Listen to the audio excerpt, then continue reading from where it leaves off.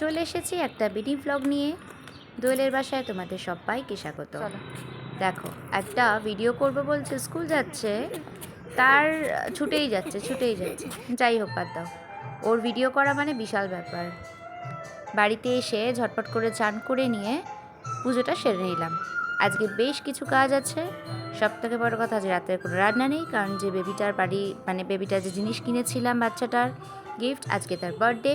দেখো, আমার ফোনটায় কিছু একটা হচ্ছে, এবার সাদা হয়ে যাচ্ছে, একবার কালো হয়ে যাচ্ছে। যাই হোক, আমি অত ভিডিও বিশেষজ্ঞ নই, যা হচ্ছে হচ্ছে। আজকে একটু সাবুদানার বড়া বানিয়েছিলাম। এটাকে আবার কেউ মাছের ডিমের বড়া বলো না যেন, যে গোপালকে মাছের ডিমের বড়া দিয়েছে।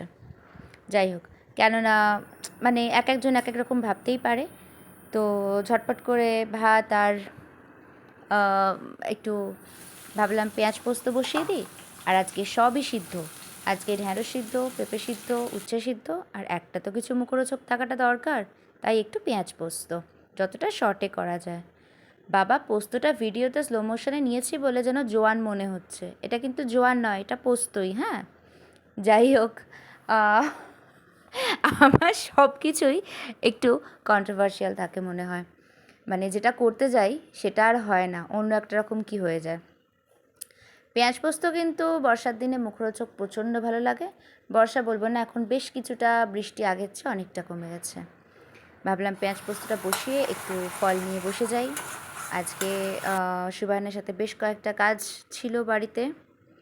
এই যে আমরা রেডি হয়ে গেছি, মিঠিকে নিয়ে এসে আমার আজকে নাচের ক্লাসও ছিল। তোমরা একটু বাইরের এই ভিডিওটা দেখো, আবার পরে কথা হবে তোমাদের সাথে। তোমরা ভিডিওটা এনজয় করো।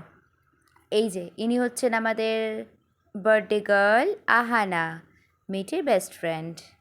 চলো, বাই বাই, ভালো থেকো সবাই। আজকে এই